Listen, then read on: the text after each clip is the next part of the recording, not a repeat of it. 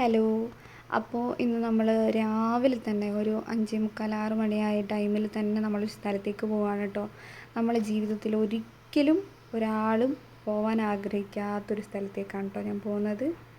അങ്ങനെ പോവേണ്ടി വരില്ലേ എന്ന് ഞാൻ എപ്പോഴും ആലോചിച്ചിട്ടുണ്ട്. പക്ഷേ എൻ്റെ നിർഭാഗ്യവശാൽ എനിക്ക് രണ്ടാളുടെ കൂടെ രണ്ട് സ്ഥലത്ത് ഈ സെയിം ആവശ്യത്തിന് വേണ്ടി പോകേണ്ടി വന്നിട്ടുണ്ട്. എവിടെയാണ് പോയതെന്ന് വെച്ചിട്ടുണ്ടെങ്കിൽ കോഴിക്കോട് മുക്കം MVR ക്യാൻസർ സെൻറ്ററിലാണ് കേട്ടോ. അപ്പോൾ ഹോസ്പിറ്റലിൽ പോയി. പിന്നെ ഞാൻ വേറൊരാളുടെ കൂടെ, അതും എൻ്റെ ഉമ്മച്ചിൻ്റെ കൂടെയാണ് ഇവിടെ വന്നിട്ടുള്ളത്. അപ്പോൾ വേറൊരാളുടെ കൂടെ ഇതേപോലത്തെ ഹോസ്പിറ്റൽ, അതായത് മലബാർ ക്യാൻസർ സെൻറ്ററിലും ഞാൻ പോയിട്ടുണ്ട്. തലശ്ശേരി അവിടെയും നിന്നിട്ടുണ്ട്. ആ ടൈമിൽ ഞാൻ വിചാരിച്ചിട്ടുണ്ട് ഇനി ഒരിക്കലും എൻ്റെ ജീവിതത്തിൽ ഇങ്ങനത്തെ ഒരു അവസ്ഥ, അല്ലെങ്കിൽ ഇങ്ങനെ ഒരാളുടെ കൂടെ പോവേണ്ട വരരുത്.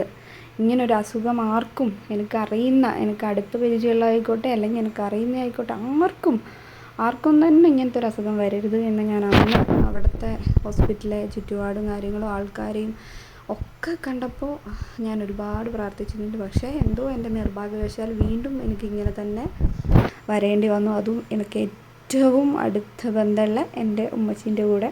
അപ്പോൾ ബാക്ക്ഗ്രൗണ്ടിൽ ഞാൻ അവിടെ പോയപ്പോഴുള്ള വീഡിയോസും കാര്യങ്ങളൊക്കെ കുറച്ച് ഇട്ടുവെന്നേ ഉള്ളൂ കേട്ടോ. ഇതുമായിട്ട് ബന്ധപ്പെട്ടിട്ട് കുറച്ച് കാര്യങ്ങൾ പറയാം എന്ന് വിചാരിച്ചിട്ടാണ്.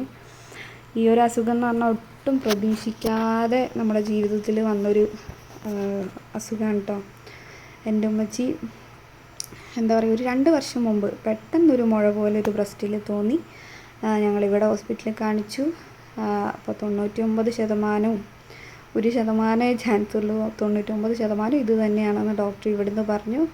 അതിനുശേഷം ഞങ്ങൾ MVRലേക്ക് പോയി. അവിടെ നിന്ന് അത് ഉറപ്പിച്ചു. അതിന് ചികിത്സയും കാര്യങ്ങളും നടന്നു. ആ ടൈമിൽ എന്ന് വെച്ചാൽ എൻ്റെ അനിയത്തി പ്രഗ്നൻ്റാണ്. അവളെ ഡെലിവറിക്ക് വേണ്ടി ഡേറ്റ് പറഞ്ഞ് നിൽക്കുന്ന ടൈമായിരുന്നു. അപ്പോൾ ഓപ്പറേഷനും കാര്യങ്ങളും നടന്നു. നമ്മുടെ ബന്ധുക്കളൊക്കെ സപ്പോർട്ട് ഉണ്ടായിരുന്നു. ഈ പോക്ക് വരെ, അതായത് കഴിഞ്ഞ പോക്ക് വരെ ഉമ്മച്ചിൻ്റെ ഏട്ടത്തിയാണ് പോയിക്കൊണ്ടിരുന്നത്. ഇപ്രാവശ്യമാണ് ഞാൻ പോകേണ്ടി വന്നത് കേട്ടോ. ആൾക്ക് വരാൻ പറ്റാത്തൊരു സാഹചര്യമായപ്പോൾ. അപ്പോൾ അങ്ങനെയൊക്കെയാണ് കാര്യങ്ങൾ. അപ്പോൾ എന്താക്കുക, എല്ലാവരും പ്രാർത്ഥിക്കുക, അത്രയും.